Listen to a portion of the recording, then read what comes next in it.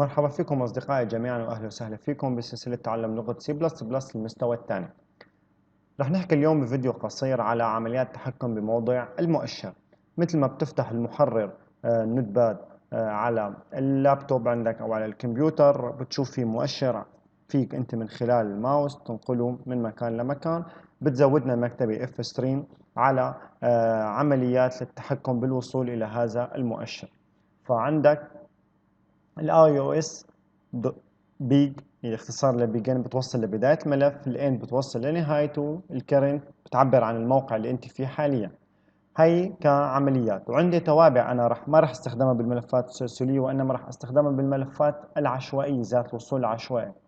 سيك جيت وسيك بوت. جيت وبوت. جيت من اجل تحديد الموضع المؤشر وقت اللي بدك تقرا، وسيك بوت بتحدد لك الموضع وقت اللي بدك تكتب فيه انت.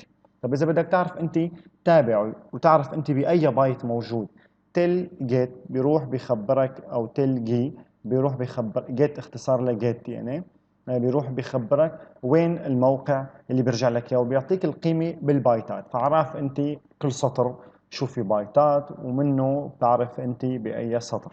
تمام. هيك بكون خلصت الفيديو اليوم. اذا في اي سؤال اتركوا لي اياهم بالتعليقات، وبنشوفكم فيديوهات جديده. سلامات.